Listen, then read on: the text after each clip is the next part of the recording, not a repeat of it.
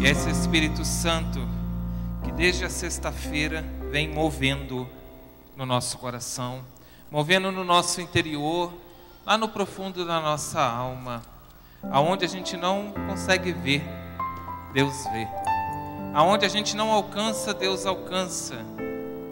Aquilo que a gente não pode, Deus pode por nós. Isso é muito consolador de saber. Isso traz uma segurança ao coração, saber de quem pode mais do que nós, quem é mais do que nós, quem vai mais aonde do que nós, é por nós.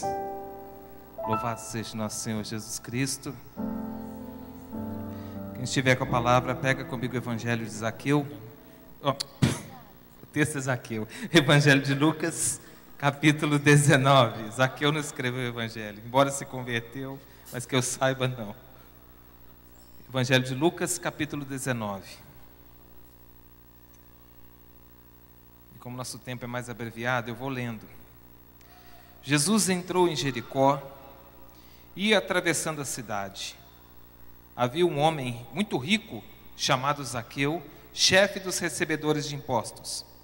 Ele procurava ver quem era Jesus, mas não o conseguia por causa da multidão, porque ele era de baixa estatura. Ele correu adiante, subiu em um sicômoro para o ver quando ele passasse por ali.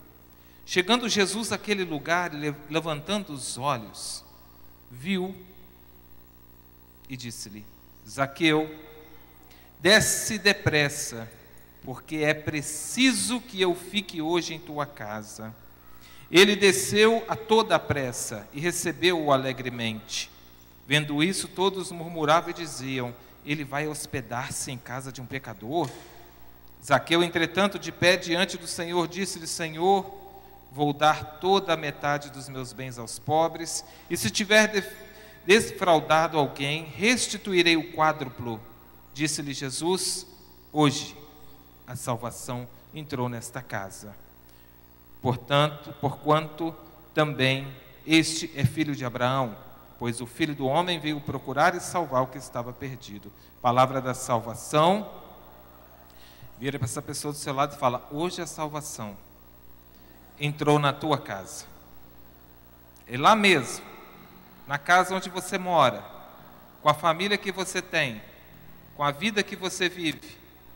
Hoje a salvação entrou na tua casa. Amém.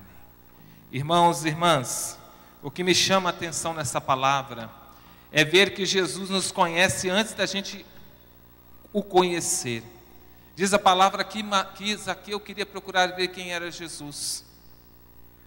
E quando Jesus passa debaixo do sicômoro, que é uma árvore, Jesus fala assim, Jesus viu-o, Jesus olhou para ele e já falou o nome: desce depressa, porque hoje eu preciso ficar na tua casa.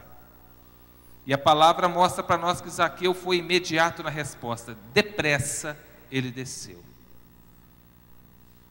Achei interessante essa resposta de Zaqueu, né? Imediata. E Jesus diz: hoje é preciso. Não é porque Jesus disse: eu preciso, eu quero, eu gostaria, eu esperava estar na tua casa hoje. Jesus falou: eu preciso estar na sua casa. E não é porque eu tenho necessidade, mas porque você tem urgência. A tua família precisa ser salva, a tua casa precisa ser salva. E nós vamos falar nesse momento: família, torna-te o que tu és. Esse é o tema dessa reflexão. É até bonita a frase, né? Família, torna-te o que tu és. Bom, tu és o quê? Tua família é o quê? Para pensar. O que o Senhor diz para nós quando Ele fala: família, torna o que tu és. Nós somos chamados a viver a família, e a nossa vocação, a família é do céu, é instituída por Deus, é a santa comunhão com a Santíssima Trindade, é a imagem visível da comunhão do Pai, do Filho e do Espírito Santo. Como a gente falava da união dos corpos, dali nasce a família, e daí é o nosso chamado. Tornar é voltar a ser, porque um dia foi.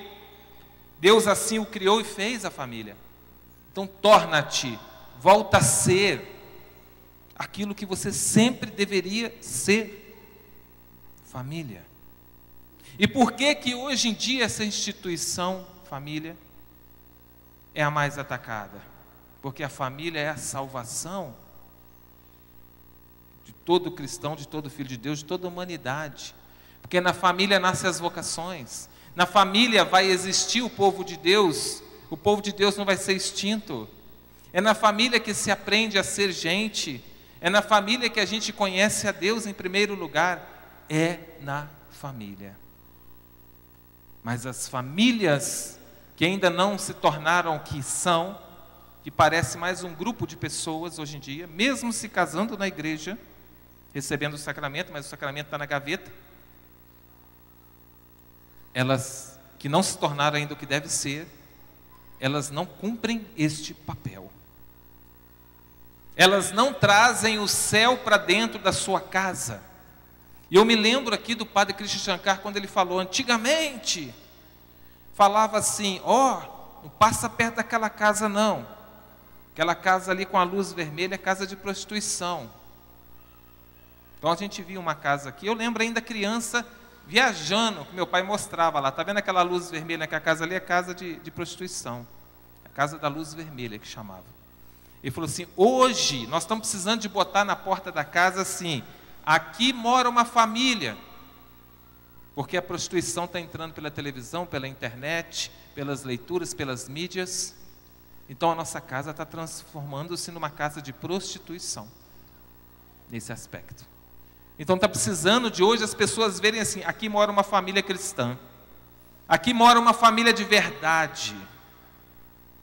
E eu digo para você, as pessoas estão com sede de ver isso, estão precisando de ver isso, porque as pessoas têm sede de Deus. Então nós somos chamados, Jesus tem pressa, né? E eu achei muito bonito ao preparar essa palestra, essa pregação, porque veio um modelo de família no meu coração. Ontem nós celebramos Nossa Senhora de Lourdes. E ao começar a pesquisar, me veio muito forte a figura dos dois santos agora, o casal proclamados, Zélia e Luiz Martin, os pais de Santa Teresinha do Menino Jesus. Né? Tinha uma irmã aqui na frente que estava com uma camisa de Santa Teresinha do Menino Jesus quando eu cheguei. E a gente vê que essa família é a família do modelo que tornou aquilo que tinha que ser.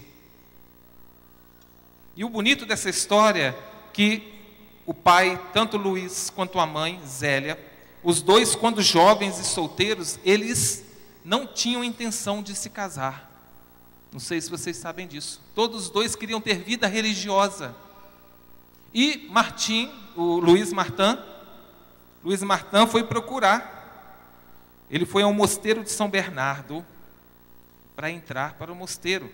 E a sua mãe vivia rezando, querendo que ele casasse. E chegou lá no mosteiro, ele não foi aceito porque ele não sabia o latim. Falou assim, você não sabe latim, não dá para nós. Então, ele deixou de entrar no mosteiro por causa disso. Já Zélia tinha uma afinidade muito grande com os pobres. E ela foi procurar o convento das Irmãs Vicentinas.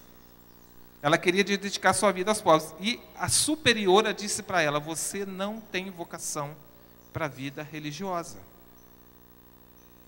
Então, os dois vivendo ali, o drama de cada um, não podendo ser o que eles queriam ser, mas não imaginava a grande graça que Deus tinha para frente. Por isso que eu falo que Deus tem coisas que a gente não sabe. Eles se encontram um dia, já se conheciam, mas um dia se cruzando numa ponte, algo diferente veio neles, começaram a conversar e ver que se identificavam muito e resolveram querer se casar. E se casaram. E os dois tinham tanta afinidade, e os dois queriam tanto uma vida religiosa, que um combinou com o outro assim, olha, a gente podia não ter uma relação íntima, nós podíamos dar a nossa vida para Deus, eu dou a minha, você dá a sua, e nós vamos viver uma vida para o Senhor. E eles tinham confessores. E começaram ali, ficaram um bom tempo. Um dia o confessor puxou a orelha deles e falou assim, não, Vocês não estão concretizando o matrimônio, precisa ter a união conjugal. Vocês têm que ter filhos. E por obediência, eles se encontram, né, na sua sexualidade, nos seus corpos, e dali são gerados 9 filhos, sendo que 4 morreram pequenos ainda. E ficaram 5 meninas. E daquelas 5 meninas, nasce uma santa. Não estou dizendo que as outras não são. Glória a Deus. Estou dizendo que as outras não são. E pode até vir ser canonizadas. Ou às vezes já são santas, a gente não está sabendo. Isso é uma questão de Deus. Mas ali nasce uma Santa Teresinha, que morre muito jovem, né? Que é reconhecida, né, como a padroeira me fugiu rapidamente aqui, das missões.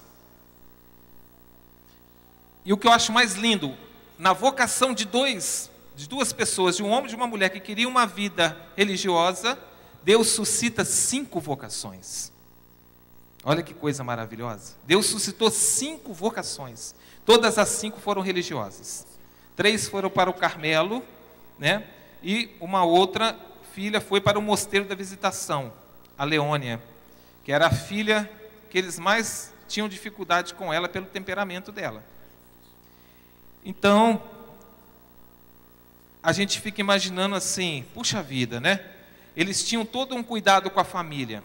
Então, eles olhavam aonde eles iam levar as meninas. O pai lia o jornal, mas o pai não deixava as filhas ler o jornal, porque ele achava que as matérias do jornal não eram apropriadas para elas lerem. Então, ele poupava as meninas de ficar lendo o jornal, liam livros para elas em casa, ensinavam elas a rezar. E quando a mãe vem a falecer de câncer, a Zélia, o pai Luiz, que tinha posse financeira, eles não eram pobres, o pai para de trabalhar para dedicar a sua vida para suas filhas exclusivamente. Então ele fica por conta de ensinar religião, de cuidar delas, e no final da vida dele, depois que as meninas todas foram para o convento, ele ficou sozinho, ele morre pobre. Morre pobre. Esse homem, quem já assistiu um filme de Santa Teresinha, eu acho bonito uma parte, que ele fala assim, que ele entrega a última filha no convento e fala assim, eu dei tudo para Deus. Ele deu o desejo de vocação, deu a esposa, deu as filhas e morreu doente no asilo. Ele falou, eu não tenho mais nada, eu dei tudo para Deus. E dali nasce, né, as vocações hoje. Quantas vocações, quantas pessoas se inspiram, são devotos de Santa Teresinha do Menino Jesus. Na pessoa de Santa Teresinha estão Santa Zélia e São Luís, com certeza. Ela é fruto desse amor. Mas por quê? Uma família que vivia a presença de Deus. E nós somos chamados hoje a viver essa família que precisa tornar o que é. Mas você disse para mim assim, Rogério, a distância, eu olho também e percebo em mim, a distância minha para São Luís e Santa Zélia é muito grande. É muito grande. Mas ela pode ser vista.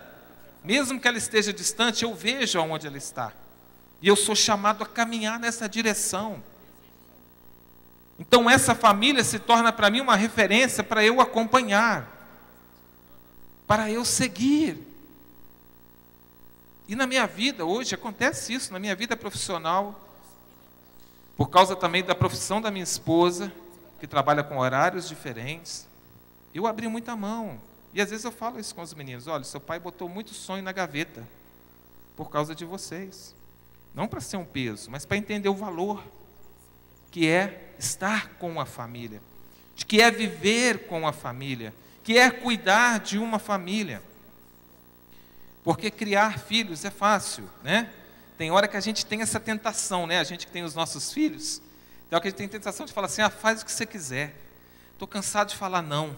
Estou cansado de falar, para com isso, não faça isso, não fale assim, não responda desse jeito, não trata o seu irmão dessa maneira, faz o que a sua mãe te pediu. Tem hora que dá vontade de falar assim, chega, fecha a porta do quarto, vocês ficam aí, um come o outro vivo, deixa eu em paz.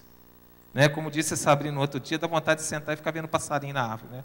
Quando ela falou aquilo, eu suspirei e falei, eu também. Porque a vida da gente é assim, né? Mas os outros passarinhos dentro de casa piam mais alto. E a gente tem que estar ali naquela batalha. E eu digo para você, é uma batalha? É uma batalha. É uma luta? É uma luta, mas vale muito a pena. E eu quero que a minha família torne aquilo que ela é. Que ela tem que ser. O céu. A minha casa é um lugar que eu tenho prazer de ir para ela. Com todas as tribulações, lutas e dificuldades, eu tenho prazer de estar na minha casa. Eu tenho prazer de estar com meus filhos. Eu tenho prazer de estar com a minha esposa. Quando o padre dizia ontem aqui, na homilia dele, olha, meu pai era aquele homem mais reservado, por causa da criação dele, dava um tapinha nas costas. Eu me lembrava, ele não é o primeiro sacerdote que testemunha isso aqui numa celebração eucarística. Já teve outro sacerdote que eu me lembro que falou também disso, falou, eu não fui criado com aquele abraço, com aquele carinho. E eu agradeci a Deus ali, falei, meu Deus, eu abraço muito meus filhos. Eu beijo, às vezes fico até bravo, que eu fico agarrando eles, eu tenho isso, falo que os amo, e eles falam todo dia, o pequenininho passa perto de mim correndo, papai, eu te amo. Vem outro, pai, eu te amo, porque o outro falou. Aí o outro também fica com ciúme, vem e fala. E abraça, deita, fala no ouvido, papai, eu te amo tanto. Hoje o Bernardo passou perto de mim, me abraçou e falou assim, ainda bem que você ainda está vivo, que você não morreu. Saiu correndo. Porque já me vê com a cabeça branca, eles já estão, coitados, sofrendo, né? Por antecipação. Está achando que o pai vai morrer cedo. Bom, não sei, né? Não sei, mas Deus sabe. Mas os meninos já olham para mim, né? Outro dia, fui confundido. Eu com os 2 pequenos para cortar cabelo. Uma senhora que eu já conheço da minha paróquia parou e falou assim, que bonitinho, está levando os netinhos para cortar cabelo. Falei, tô. Deixa ela. Amém. Mas, e o meu menino ainda ficou bravo. Pai, ela não sabe que você é meu pai? Eu falei, deixa para lá, filho. Avô é pai 2 vezes. Então a gente vai ali naquela brincadeira, a gente convive bem, graças a Deus, nesse sentido, sabe? Mas é um desafio educar? É. Eles confundem, às vezes, o amor, o carinho da gente com uma intimidade, aí quer falar o que quer falar, quer agir do jeito que quer agir, quer fazer pirraça. Mas nós precisamos fazer nossa família tornar o que ela tem que ser. Família de Deus, reino de Deus, a igreja de Deus, é a minha casa também. Então ali nós temos esse trabalho, é fácil? Não é fácil. Então assim, praticamente falando pela prática, né? Então assim, os meninos a gente leva para a escola, fala, vamos rezar o texto da misericórdia. A Beatriz, tranquila, já reza, já pede, já vai, legal. Mas os pequenos ainda não. Então ano passado, o Bernardo, botei ele o ano inteiro puxando o texto da misericórdia no carro. E era uma luta, que ele começa pela sua dolorosa paixão. Daí a pouco ele está olhando para fora assim, pela sua dolorosa paixão. E um ônibus do meu lado. Aí eu, o quê? Pela sua dolorosa paixão. Assim até na escola. Aí eu falei, ano que vem é você, Davi, que você está calado, não está rezando. Agora está uma batalha para fazer ele rezar. E agora meu trajeto é curto, que é de casa no resgate é pertinho. Aí eu falo assim, se não rezar, vou parar na porta, vocês vão ficar rezando até acabar para entrar na escola. Vai entrar atrasado, vai puxar a orelha. Aí eles vão rezando, vai naquele tranco e barranco. Mas eu sei que eu estou investindo nisso. É um investimento, e digo para você, família é investimento a longo prazo. 15, 20, 30 anos, às vezes 40, mas é um investimento, né? Você investe, amanhã vem um retorno, e ele vem numa rentabilidade que não tem banco que paga. É rendimento eterno. Então nós rezamos aí, e eu assim, Deus vai pedindo, eu estou assim, meu Deus, mais um passo. Meu Deus, mais um passo. Aí um belo dia, sento lá na porta da escola, esperando os meninos no ano passado. Eu olho justamente para a Imaculada Conceição, né? Nossa Senhora de Lourdes. Perdão, que eu esqueci no começo. Eu falei porque essa igreja celebrava a Nossa Senhora de Lourdes, porque os dois se casaram no ano que a igreja, por causa de Nossa Senhora de Lourdes, que ela disse que era a Imaculada Conceição, a igreja proclamou o dogma da Imaculada Conceição. Então, eu estava ali sentadinho olhando a Imaculada Conceição. Está lá em latim, né? Eu sou a Imaculada Conceição. Ela falou assim, eu quero que a partir de agora você reze o texto na sua casa todo dia, com a família. Eu, falei, isso é coisa da minha cabeça. Aí repetiu de novo, eu quero que você reze o texto todo dia. Aí eu olhei para o texto da misericórdia, falei, mas é uma batalha? Agora é um texto mariano. Aí eu falei assim, se a senhora me ajudar. Cheguei em casa, falei, Elisângela, nós agora vamos passar a rezar o texto com os meninos todo dia. Que ela fica assim, a mulher é o papel dela, né? Rogério, você tem que fazer alguma coisa. Rogério, você tem que pôr esses meninos para rezar. Aí o homem custa, mas toma a decisão, né? Eu falei, Elisângela, a partir de hoje nós vamos rezar com os meus textos todo dia. Hã? Eu falei, mas não era o que você estava pedindo? Tipo assim, ih, como é que vai ser, né? Eu falei, quando chegar da escola eu anuncio. Chegamos em casa e falei com eles. Falei, olha gente, a partir de hoje nós vamos rezar o texto todo dia aqui em casa, tá bom? Tá bom. Ninguém reclamou. Falei, gente, obrigado, Nossa Senhora. Mas o texto é uma luta. Que eles querem rolar para lá, um empurra o outro, um quer sentar do meu lado, outro quer empurrar para o outro lado. É uma brigaiada, mas a gente reza o texto sim. Nós vamos rezando. Toda hora tem que ir no banheiro, quer fugir do texto. Mas vamos rezando. Eu estou investindo, gente. Eu estou depositando. Depósito da fé. Depósito da graça. Estou depositando todo dia lá um bocadinho. Então a gente faz isso. Já instituímos na nossa casa também a oração para comer. Vai sentar, vai alimentar, vai agradecer a Deus o alimento, vai louvando a Deus. E nós vamos falando de Deus. A Beatriz, quando começou também a passar as provas dela, sentiu uma dificuldade. Aí eu tinha achado a oração do estudante, pedindo a Nossa Senhora para ajudar. Eu fui lá, colei no quarto dela, falei, filha, está aqui para você rezar quando fazer prova. Então os nossos filhos hoje, eles pedem para nós, às vezes estão aborrecidos, teve um pesadelo, põe a mão na minha cabeça, reza para mim, pai, reza para mim, mãe. E a gente vai levando esse ambiente celeste para dentro da nossa casa. Nós vamos trazendo o céu para o nosso lar. E é importante que a gente faça isso. E com isso, com esses passos, Deus também vai mudando o pai e a mãe. O Padre Jonas dizia isso, né? E ainda diz, ele falou assim, eu gosto quando criança pequena é bagunceira. Porque a criança bagunceira tira tudo do pai e da mãe. Tira vergonha, tira pudor, tira preguiça, tira tudo. E tira mesmo, né?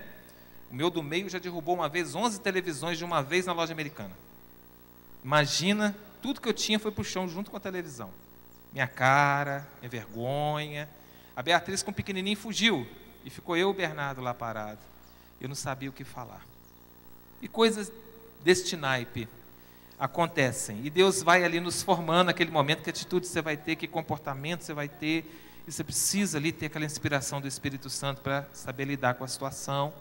E nós vamos crescendo nisso. Deus vai tirando aquilo que não é bom e vai nos dando aquilo que é bom para nós.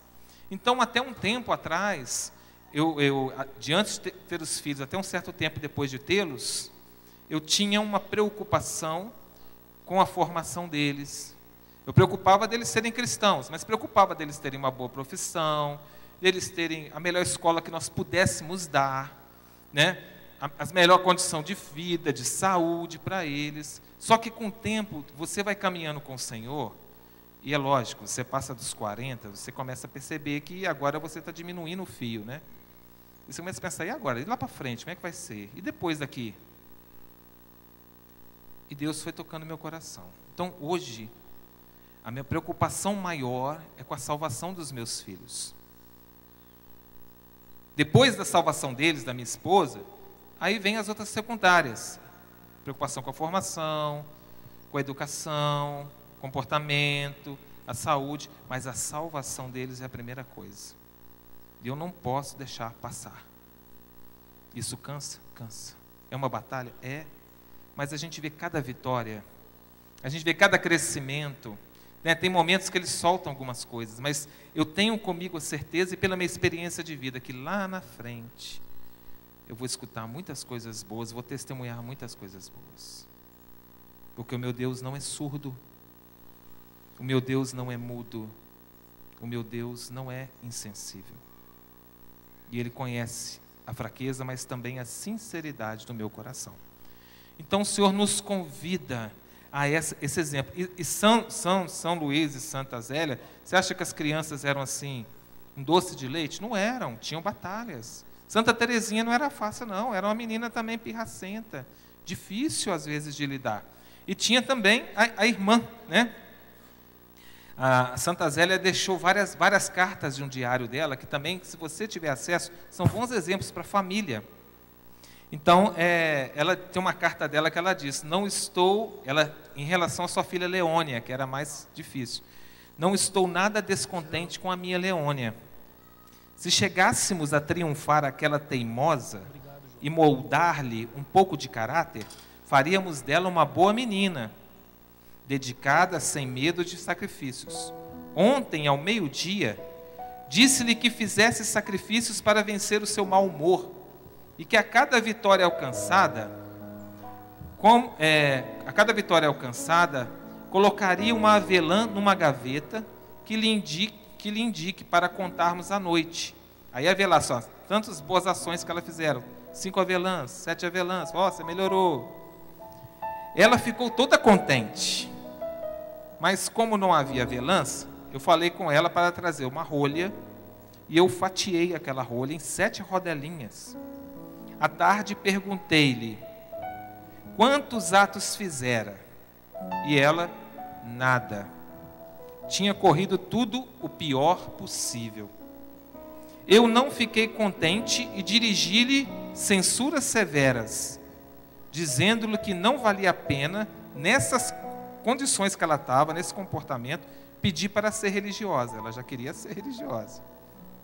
Começou a chorar a menina, banhando-me os rostos com lágrimas de sincero arrependimento.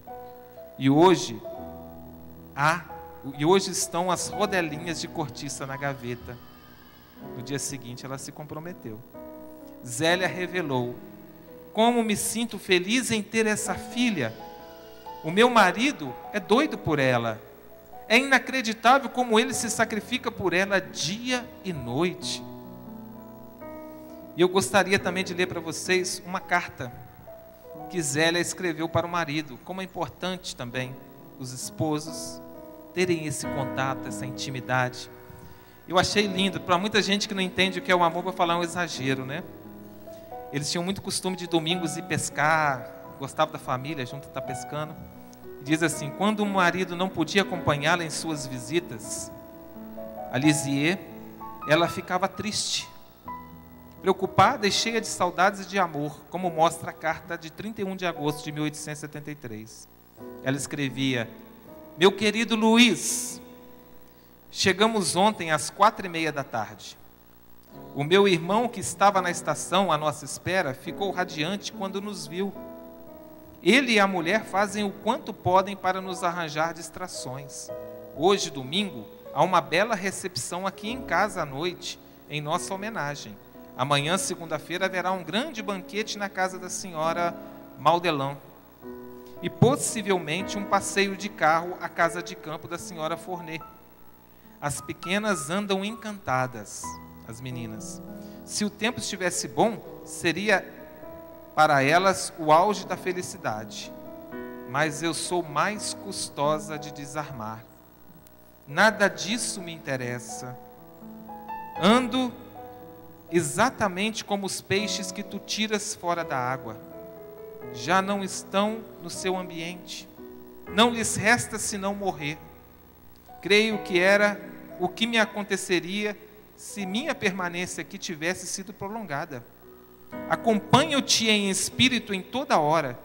Digo para mim mesma: neste momento, está ele a fazer isto ou aquilo. Quanto me tarda ver-me junto de ti, meu querido Luiz. Amo-te de todo o meu coração. E sinto que o meu afeto aumenta com a privação de tua presença, que tanto sinto. Seria impossível para mim viver separada de você. Esta manhã assisti às 3 missas. Fui às das 6, fiz a ação de graças e rezei as minhas orações durante as das 7 e voltei à missa cantada. O meu irmão não está descontente com os negócios, que não vão mal. Diz a Leônia e a Celina que lhes mando muitos beijos saudosos e que levarei para elas uma lembrança de Lisieux. Olha que bonito o amor da esposa, né? Apaixonada. Ela falou assim: eu morro se eu ficar mais um dia aqui. Família, torna-te o que tu és. Torna-te o que tu és, família. É isso que o Senhor quer dizer isso para nós. Nós precisamos, como família, não pensar e não esperar a mudança da nossa casa. Somos nós. É a nossa oração, é o nosso convite à oração, a deixar a graça de Deus acontecer dentro da nossa família. Eu teria muito mais coisas aqui para partilhar, é porque o nosso tempo está um pouquinho reduzido mesmo. Mas eu tenho certeza que nesse tempo reduzido a graça é grande. A graça é grande, sabe? E eu falo isso, encerrando um dia, eu levando os meus meninos para a escola debaixo desse sol de verão, e já são 13 anos fazendo isso. Eu encontrei com um pai e falou assim: como é que está? Tudo bem? Foi tudo jóia, o sol que está quente, né? Ele está assim: rapaz, você está aqui de manhã e de tarde, você não paga uma van para esses meninos? Eu falei: prefiro morrer do que pagar a van. Não vou tirar de mim o privilégio nunca, se for possível, de levá-los e buscá-los na escola todos os dias, com briga ou sem briga. Os meus filhos precisam do pai, os meus filhos precisam da mãe. Como é que eles vão querer ser pai e ser mãe, ou dar a sua vida por alguém amanhã, se não teve quem os ensinou? Como é que eles vão conhecer um Deus que deu a vida na cruz, se não sabe que um pai é capaz de dar a vida por eles? Eles precisam ver o Cristo no pai que dá a vida. Eles precisam ver Nossa Senhora na mãe que sabe interceder com o pai e que sabe ser acolhedora. É muito mais fácil conhecer a Deus por essa via, meu irmão, minha irmã, do que passar por uma vida cheia de problemas e lá no fundo do poço que você vai conhecer Jesus. Que bom se os nossos filhos já pegam a nossa bagagem e vai para frente, não precisa de fazer o mesmo caminho, mas eles vão dar uma continuidade daquela graça que lhes foi conferida, porque da mesma forma que a gente fala que a gente herda maldições hereditárias, a gente herda bênçãos também. Tudo que eu faço de bom os meus filhos herdam. Tudo aquilo que eu quero ser para Deus, eles também vão herdar. Então vamos nesse momento fechar os nossos olhos, pedir a graça de Deus. E eu lembro do meu pai. Meu pai fumava muito, fumava uns 3 maços por dia. E era um homem muito bom, virtuoso, mas bravo. E um dia ele gostava de fazer esculturas, muito habilidoso. E era tarde, era meia-noite, nós morávamos numa cidade pequenininha.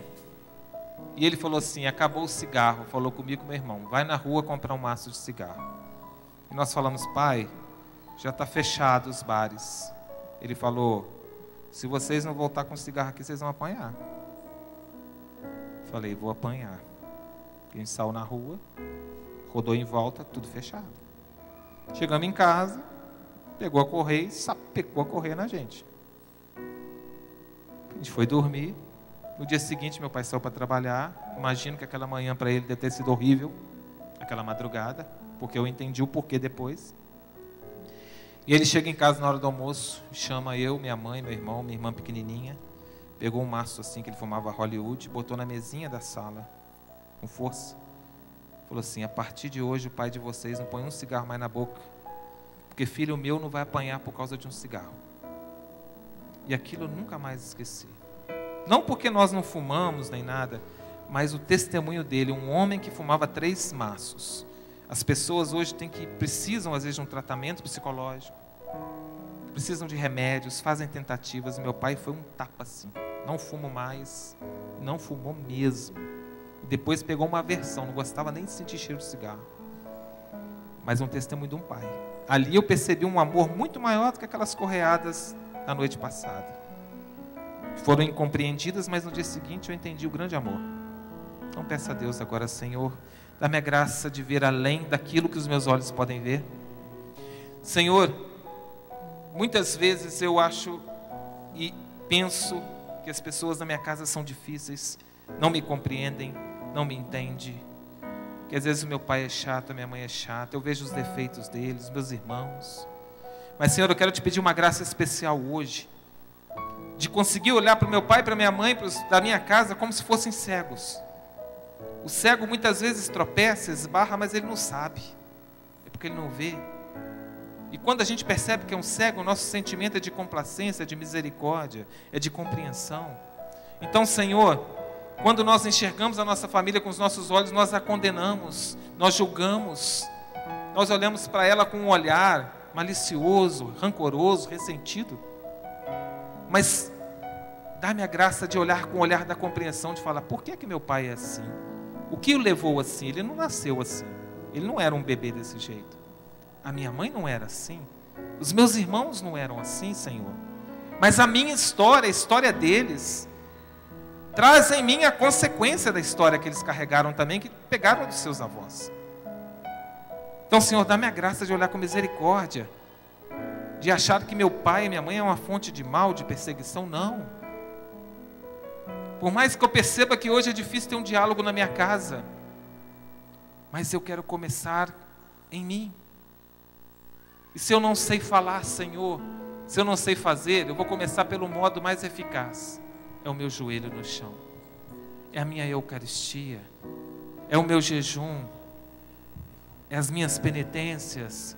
Eu ofereço no sacramento da confissão também o perdão pelos pecados da minha família, porque no sacramento da confissão contém uma graça muito forte, que nos edifica, nos levanta. Então comungue pela sua família. Sim, Senhor, eu quero comungar pela minha família. Eu não quero olhar para os defeitos da minha família, mas todas as vezes que o defeito da minha família se apresentar diante de mim, Senhor, dá a graça de olhar para vós e falar: Tu és maior. E eu quero dizer: Senhor, eu confio mais em Ti do que no meu pai. Senhor, eu confio mais em Ti do que na minha mãe. Senhor, eu confio mais em Ti do que nessa pessoa difícil. Senhor, eu confio mais em Ti do que nesse temperamento, nessa mágoa que eu carrego, nessa rejeição, que todas as vezes que meu pai põe a mão em mim, eu sinto um calafrio. Todas as vezes que a minha mãe vem me abraçar, eu sinto uma raiva. Todas as vezes que o meu irmão ou minha irmã vem me procurar, é uma rejeição dentro de mim que eu nem sei porquê. Mas, Senhor, dá-me a graça de olhar para vós e dizer: Tu és maior do que isso. E eu te peço, dai-me a graça de tornar aquilo que eu tenho que ser, e que eu fui feito para ser, imagem, semelhança de Deus. Vem, Senhor Jesus.